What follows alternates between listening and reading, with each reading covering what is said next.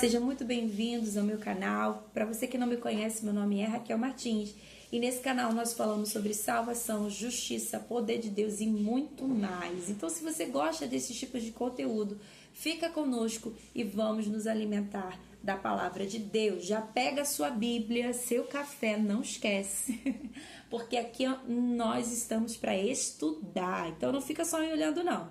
Pega a Bíblia e vamos estudar. Nós estamos falando sobre o inimigo, estamos falando sobre Satanás. Nós precisamos entender. Raquel, mas por que você está falando? É um tema que eu não gosto, eu não quero nem ouvir. Não, nós não podemos ser ignorantes a esse aspecto. Nós precisamos sim ter cuidado e desejo até mesmo de saber por quê. Para que o diabo não alcance em nós vantagem alguma. 2 Coríntios capítulo 12, versículo 11, né? Paulo vai dizer isso, para que nós venhamos estar ali amparados pela palavra de Deus, já sabendo as estratégias de Satanás, como ele age, seus pensamentos, sua vontade, no que ele age. Então é de extrema importância que a gente possa conhecê-lo. Então nós precisamos entender que Satanás, ele é um espírito, né? Ele é um espírito, pode se transformar até um anjo de luz, né? Um espírito esse que tem essa capacidade de se transformar em um anjo de luz, mas também ele é um ser dotado de personalidade. Lembra do que nós falamos quando falamos sobre Deus, sobre a personalidade? É um ser dotado de sentimentos, vontade e raciocínio, razão, intelecto. Então nós precisamos entender, nós podemos ver isso? Podemos, né? Podemos sim, na palavra de Deus nós podemos ver a vontade de Satanás, primeiro ponto. Quando nós vemos ali em Mateus, no capítulo 4, do versículo 8 ao 9, na tentação de Jesus, nós podemos ver que ele leva Jesus sobre o monte alto e propõe ele para que o adore. Vamos ler? Novamente o transportou o diabo a um monte muito alto e mostrou-lhe todos os reinos do mundo e a glória deles, e disse-lhe: tudo isto te darei se prostrado me adorares. Então você vê a expressa vontade dele de ser adorado. Podemos ver o sentimento dele expresso na Bíblia. Podemos. Em Apocalipse capítulo 12, versículo 12, também, olha o que vai estar descrito. Pelo que alegrai-vos, ó céus, e os que neles habitais. E ai dos que habitam na terra e no mar, porque o diabo desceu a vós e tem grande ira, já sabendo ele que tem pouco tempo. Então, por isso que a gente só não vê o sentimento dele de ira, né, em trabalhar arduamente para destruir o povo de Deus e todos aqueles que foram criados, não somente os cristãos, mas todos aqueles que foram criados pelo Senhor. Você vê expressamente a ira dele contra o ser humano. E nós vamos ver mais à frente o porquê, né? Na palavra a gente vê tudo, e é por isso que eu gosto da palavra, porque tem tudo. Poder de raciocínio e intelecto, nós podemos ver ali a conversa dele, né, como já abordamos no outro vídeo, a conversa dele com Eva. Né? Ele tem aquela questão da razão, do intelecto, ele vai ali persuadindo aos poucos a Eva a duvidar, a descredibilizar o que? Da palavra de Deus, do que Deus tinha ordenado, não, certamente não morrereis e tudo mais. Então você vê ali o poder de argumentação de Satanás. Você vê também ele em Jó, né? Ele vai ali, fica diante de Deus e começa a negociar com a vida de Jó. Então você vê ali esse poder de raciocínio e intelecto. E a gente precisa entender que Satanás tem poder. Porque Satanás não tem poder, não pode fazer. Não, ele tem poder, mas é um poder limitado pelo Rei dos Reis, Senhor dos Senhores, que é o nosso Deus, que tem o controle de todo o universo, de todas as coisas. Então, ele é limitado. Ele é limitado, né? Ele é limitado. Então, em Ezequiel, agora nós vamos começar os textos que eu falei no início do vídeo. Se eu não falei, se eu não me engano, vou falar agora. Esses dois textos, esses dois textos expressam uma profecia do profeta Ezequiel para o rei de Tiro e expressa uma profecia do profeta Isaías para o rei da Babilônia. Essas profecias, elas têm duplo sentido, como nós chamamos na teologia. E vamos ver de acordo junto com vocês, destrinchando versículo por versículo, que se refere a Satanás também, né? Pode ter aplicação na época para o rei de Tiro e também teve aplicação para o rei da Babilônia, né? Mas nós vemos também que tem esse duplo sentido. Vamos ler. Ezequiel capítulo 28, versículo 12 ao 17. Filho do homem, levanta uma lamentação sobre o rei de Tiro, e dizendo-lhe, assim diz o Senhor Jeová, tu és o aferidor da medida, cheio de sabedoria e perfeito em formosura. Então veja como Satanás era. Estava no jardim do Éden. Olha aí, rei de Tiro não estava no jardim do Éden. Ok? Só estava quem? Eva e Adão. Eva e Adão, depois seus filhos. Mas você não vê o rei de Tiro, né? Jardim de Deus, e antiga serpente, óbvio. E jardim de Deus. Toda pedra preciosa, ou seja, nós podemos ver que ele está falando expressamente sobre Satanás. Toda pedra preciosa era a tua cobertura. A sardônia, o topázio, o diamante, a turquesa, o ônix, o jaspe, a safira, o carbúnculo, a esmeralda e o ouro. E a obra dos teus tambores e dos teus pífaros estava em ti. E no dia que foste criado, eles foram preparados também, né? Eu falei também, mas não está expressamente na Bíblia, né? Que me fugiu aqui o texto. Mas vamos lá. No versículo 14, né? Tu eras querubins ungido para proteger.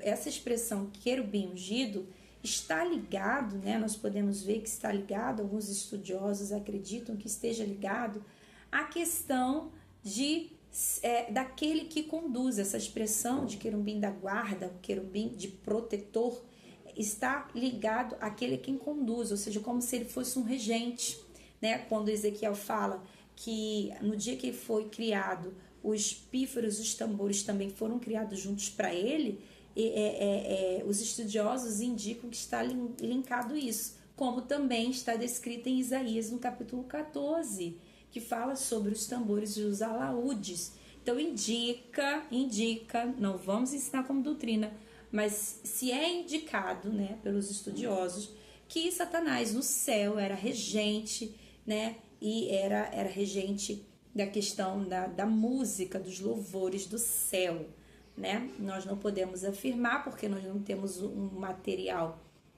tão, né,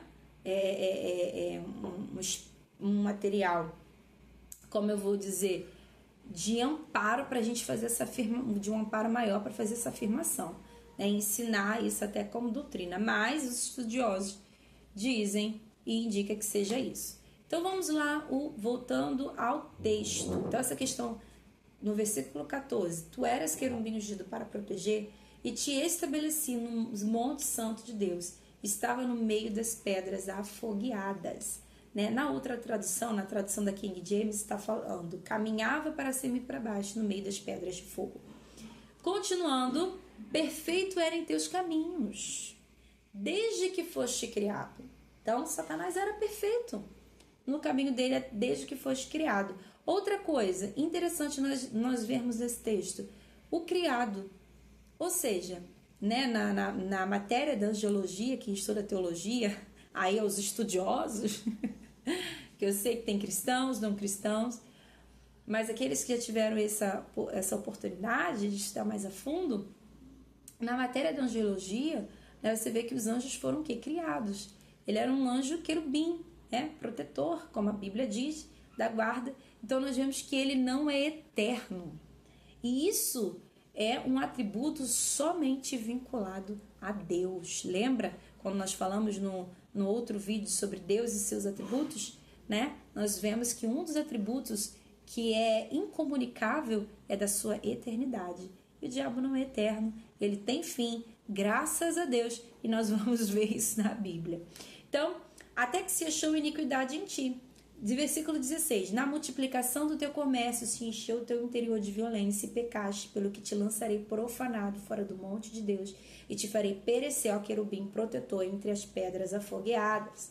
Então nós vemos aí a profecia de Ezequiel para o rei de Tiro. Elevou-se o seu coração pela sua formosura, versículo 17, e corrompeste a tua sabedoria por causa do teu esplendor, por terra te lancei. Olha aí, corrompeste a tua sabedoria, não foi tirado de Satanás a sua sabedoria. Ele tem intelecto, ele tem essa persuasão. E tudo isso é o quê? É movido agora para malignidade, para o que é maligno, para o que é perverso, para ser aquele que é dotado de engano, né? Ele volta a sabedoria dele agora para tudo que é enganoso. Nós vemos que o anticristo vai vir na sua totalidade, então ele vai ser um homem extremamente eloquente, inteligente, de grande persuasão, que vai persuadir as nações. Então esse cara tem que ser um cara extremamente inteligente. Então você vê que pela Bíblia nós vemos que o diabo não é um ser sem sabedoria, o diabo não é um ser burro, né? Como alguns leigos podem pensar. Não, ele é cheio de intelecto. E é por isso que nós temos que sempre estar amparados na palavra do Senhor, a examinar as escrituras e pedir a Deus a armadura de Deus que está descrita em Efésios para nos proteger. Né? Então nós vemos que a sabedoria dele foi corrompida, nós vemos que ele não possui eternidade, nós vemos que essa questão do querubim da guarda pode ser atrelada à questão dele ser regente no céu, e por isso, né, por ele ser tão brilhante, ser cheio de formosura, sabedoria, regente e tudo mais, o coração dele se elevou e pensou coisas até que não poderia pensar. E aí Paulo, quando vai dar conselho a Timóteo, um dos jovens ali que estava ali pastoreando, e ele vai dar um conselho e fala assim: olha, quando você for encontrar um homem, né, para ser bispo, que não seja ele neófito, ou seja, novo na fé, para que não se ensoberbeça e caia na condenação do diabo. Então a condenação do diabo foi essa, que ele se ensoberbeceu, encheu o seu interior de violência, de maldade, e nós vamos ver agora em Isaías capítulo 14, no versículo 12 ao 15, o que ele pensava, quais eram esses pensamentos que fez com que ele fosse expulso, profanado, né, lançado fora do Monte Santo de Deus. Vamos lá. Como caíste do céu, ó estrela da manhã, filho da alva, como foste lançado por terra, tu que debilitava as nações. Outra coisa, essa profecia de Isaías está descrita para o rei da Babilônia. Ele caíste do céu? Ele não caiu do céu, né? Então, são essas coisinhas que nós podemos ver que no texto, né, como se chama na teologia, há uma questão de duplo sentido. E podemos ver essa referência, né, a Satanás. E tu dizias ao seu coração, olha o que Satanás pensava. E tu dizias ao seu coração: eu subirei ao céu, e acima das estrelas de Deus. Estrelas tem alegoria a anjos, tá? Toda vez que há na Bíblia se refere a estrelas, a maioria das vezes está falando de anjos. Então, e tu dizias ao seu coração, igual quando fala de coração, né? Guardará os seus sentimentos, como em Filipenses 4, guardará os seus sentimentos e o seu coração. O coração está falando de mente, né? Está falando ali, não é o coração especificamente, o órgão. Então, seguindo. Acima das estrelas de Deus exaltarei o meu trono, e no monte da congregação me assentarei da banda dos lados do norte. Subirei acima das mais altas nuvens e serei semelhante ao Altíssimo. E contudo levado serás ao inferno, mas ao mais profundo abismo. Então, fechando esse contexto, né? Subirei das mais altas nuvens e serei semelhante ao Altíssimo, mas contudo levado serás ao inferno e ao mais profundo abismo. Então ele pensava isso, né? Podemos ver nesse trecho que ele queria o quê? Subir acima das estrelas, acima dos anjos de Deus, exaltar o seu trono diante da congregação, né? Que pensamento absurdo, mas era o que ele pensava. Então nós podemos ver que ele foi expulso do céu. Em Lucas 10, Jesus foi testemunha dessa expulsão. Ele diz: e via Satanás caindo do céu, né? Depois você pode pesquisar aí, Lucas 10, versículo 18. Jesus foi testemunha quando Satanás foi expulso. E nós podemos ver essa expulsão em Apocalipse 12, 3 ao 9. Olha o que vai acontecer, né, do 3 ao 9. Eu vou ler o versículo com vocês 3 e 4 e depois eu vou ler diretamente o 9, tá bom? E viu-se outro sinal do céu, e eis que um grande dragão vermelho, que tinha 7 cabeças e 10 chifres, e sobre as cabeças 7 diademas, e a sua cauda levou após si a terça parte das estrelas do céu Tá vendo? Novamente a expressão estrelas, indicando ser os anjos, né? E lançou-as sobre a terra, e o dragão parou diante da mulher que havia de dar a luz, para que, dando ela a luz, lhe tragasse o filho. Vamos direto para o versículo 9. E foi precipitado o grande dragão, a antiga serpente, chamado o diabo e Satanás, que engana todo mundo. Ele foi precipitado na terra, e os seus anjos foram lançados com ele. E ouviu uma grande voz no céu que dizia: agora chegada está a salvação, e a força e o reino do nosso Deus, e o poder do seu Cristo, porque já o acusador dos nossos irmãos é derribado, o qual diante do nosso Deus os acusava de dia e de noite. Então, em Apocalipse, nós vemos não somente a expulsão dele, levando a terça parte, né, das estrelas do céu, mas também vemos aí o seu fim. Isso é glorioso. Ele foi criado e vai ter fim, não é eterno. Glória a Deus. Então, nós podemos ver que Cristo, Satanás, ele trabalha o quê? Com muita veemência para destruir a nação, para destruir nações, né? Para destruir pessoas, famílias, seres humanos, tudo aquilo que se assemelha com Deus.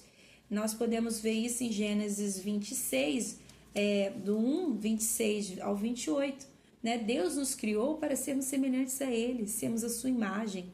Então, como já lemos mais acima, né, que Ele desceu com muita ira sobre nós porque Ele sabe que tem pouco tempo, Ele trabalha incansavelmente para corromper e afrontar a Deus em tudo o que Ele puder. Assim como Ele não foi igual a Deus, né, como em Isaías expressa ali a vontade dEle de ser adorado, de ser acima, Ele não conseguiu isso, então Ele vai corromper agora tudo que é contra Deus. O anticristo vem nesse propósito, tudo que é anti-Deus, né? Ou seja, para afrontar Deus. Então, quando nós podemos ver isso muito presente na nossa era, né? Por quê?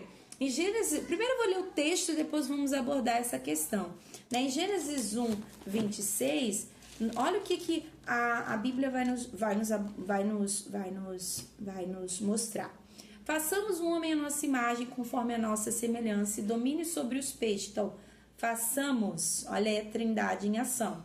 Façamos um homem à nossa imagem, conforme a nossa semelhança. Então, todo ser vivo foi criado para ser imagem e semelhança de Cristo.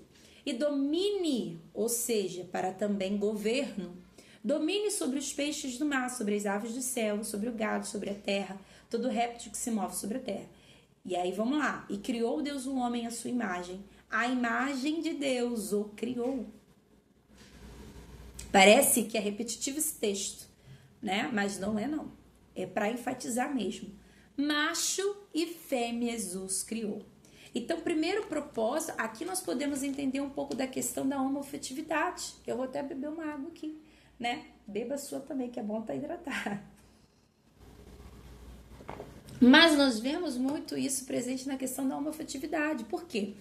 Entendendo agora, as pessoas, muitas das vezes, alguns cristãos podem não ter sabedoria de como expressar o porquê que Deus não ama o pecado da homossexualidade.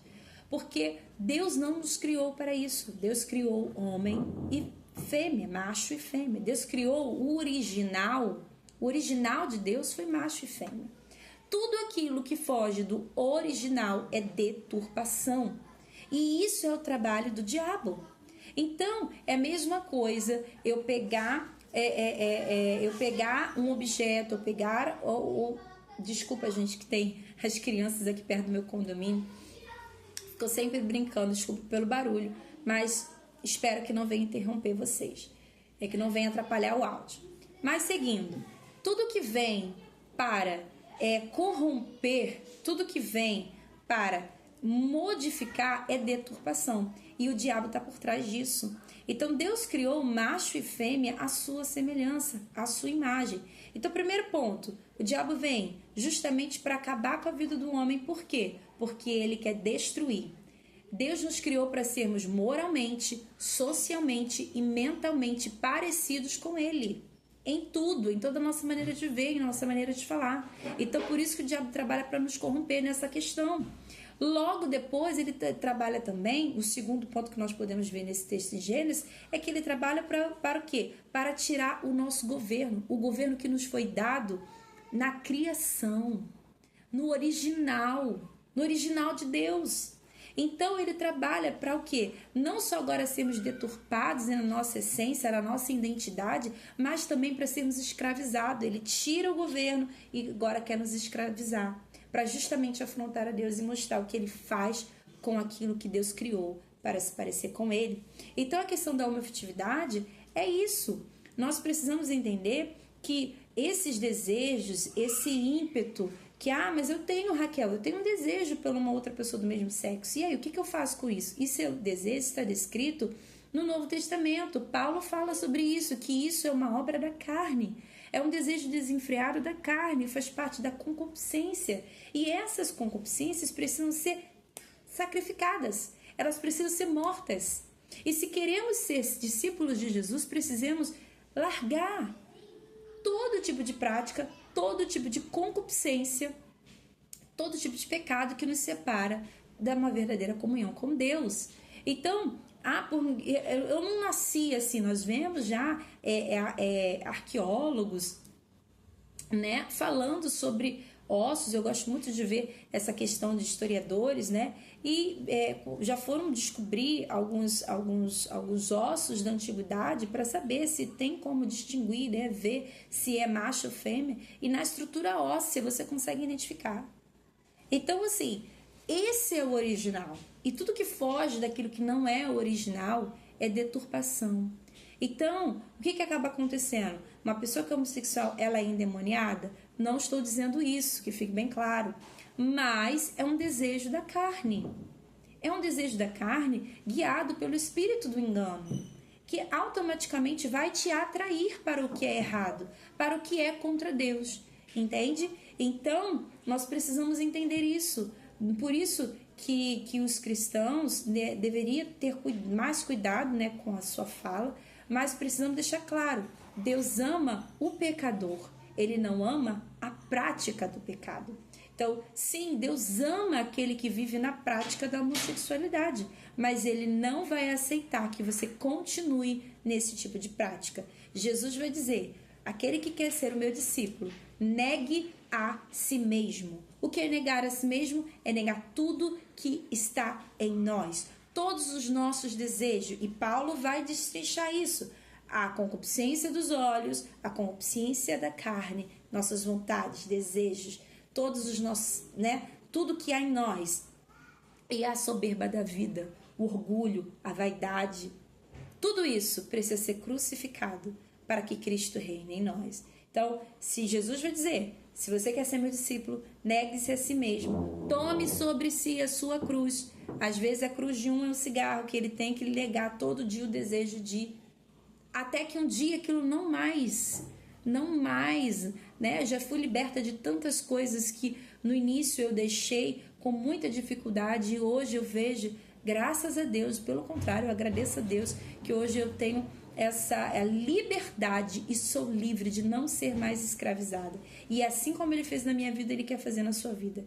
Então, se hoje você parou aqui nesse vídeo, você possa ser abençoado, alcançado. Entenda, Deus ama o pecador, mas não vai amar a prática, né? As nossas práticas. Deus ama aquele que está nas drogas, Deus ama aquele que está vivendo no cigarro, aquele que está em adultério, mas se você entregar a sua vida para Jesus, entenda que vai precisar ter renúncia, vai precisar deixar, vai precisar, pela força do Espírito Santo, não pense que você vai conseguir nada sozinho, pela força do Espírito Santo vai precisar deixar, vai precisar largar, com a força dele, porque somente nele podemos alcançar todas essas coisas. Que você possa ser alcançado pelo poder da palavra de Deus. Fica conosco para os próximos vídeos, deixa seu comentário, curte, compartilha, para que outros possam ser edificados, esclarecidos e que você possa ser alcançado nessa terça-feira. Graça e paz.